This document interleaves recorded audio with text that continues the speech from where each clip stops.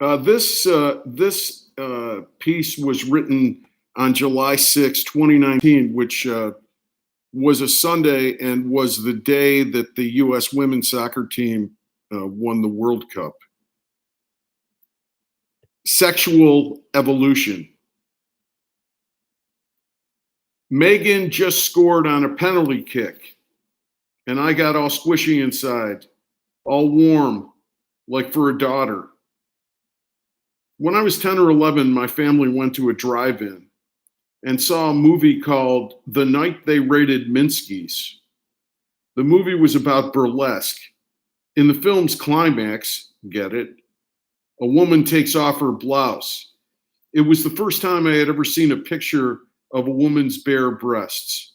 I put my hands over my eyes, and my father pulled my hands down and hollered, "Look!" I felt ashamed. My father identified my chastity for fear, and the mixed messages began.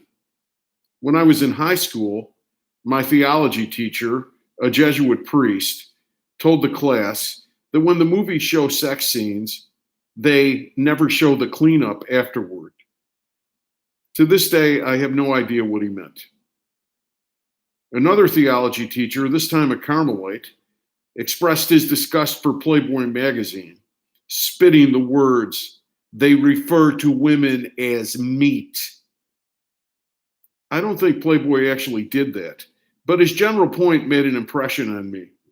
Then I went to Notre Dame, old enough to know a sexual revolution was going on, but somehow seeing it through a thick glass door that seemed locked. Looking at women in tight dresses and car ads with wonder, misdiagnosing my confusion for fear. Thanks, Dad. Paralyzed by lack of opportunity. I went to a strip club in Florida on spring break, ridiculed the sad MC who told bad, horny jokes in a sad, weary manner. I felt embarrassed for the fat, unattractive women who made asides to the audience about their children and high school equivalency courses, begging for dollars for their G-strings. Naked panhandling. One woman, I remember her name, Chesty Morgan, had an act. She put talcum powder up her ass and farted and blew out candles, or squirted lotion across the stage with the same technique. I thought she was great, and still do. A subversive, blowing the lid off of Nookie, mocking everyone who saw her as meat, turning lust into a joke.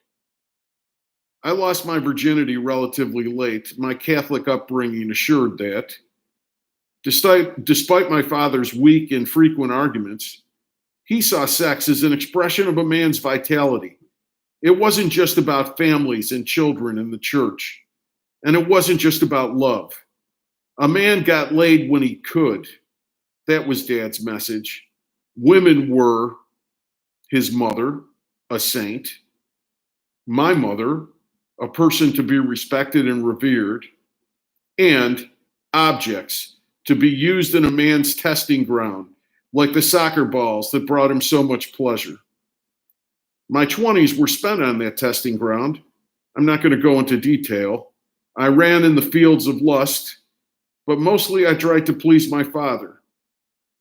Everything that I did in those years was to make him proud. Law, comedy, and sex.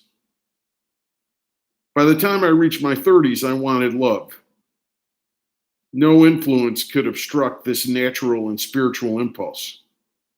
But I had no idea how to love a woman or how a woman would love me.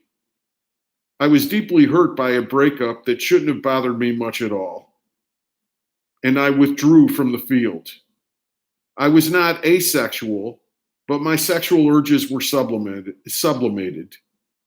I abandoned the law and comedy too, and wandered the streets, bookstores, and movie houses and theaters of New York City.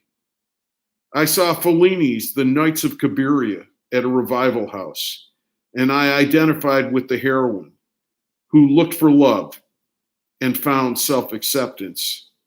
A Catholic boy with a father, a brother, and a mother first saw a woman as a person, not a saint, a revered matriarch, or an object, in a movie when he was no longer a boy, but in his early 40s.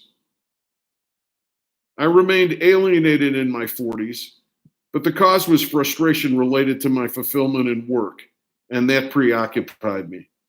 My father told me that a man could never get a woman until he was settled with a good and firm income. He really wasn't a bad father, you know. I know it sounds that way. He just was limited. He didn't understand the world, and he didn't see me. He did me a favor, actually, because he put me in a position where I had to figure things out for myself. I knew some women in my 40s, nice women, but we were all on the outside looking in, not clear about love and work, not clear about their prerequisites or lack thereof. I am so happy about societal changes regarding attitudes towards sex, love, and work. And I have no regrets about any past agonies. Education is agony. I married when I was 57 for the first time. Young to get married, I know, chuckle. But the right time, the inner work allowed the inner work allowed the outer opportunity. Personhood, commitment, and teaching made me love young women, like the daughters that I never had. The young men felt like sons. Transsexuals worked at the coffee counter in University Hall at UIC. Some were very nice, some were cold and distracted. All were people to me.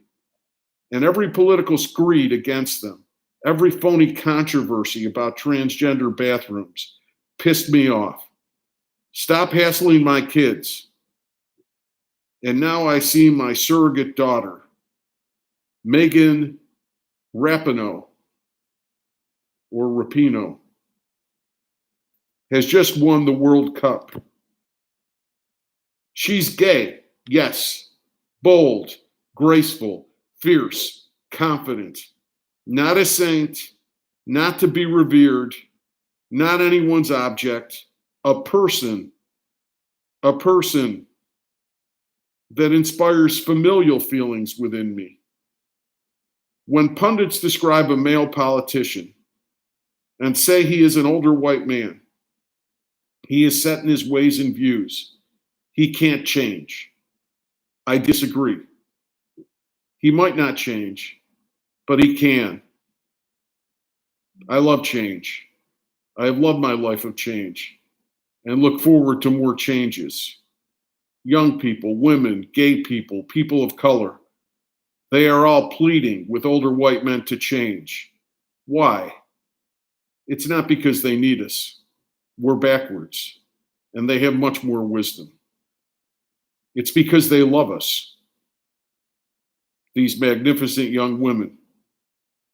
Team USA. Copyright 2019, Richard Thomas.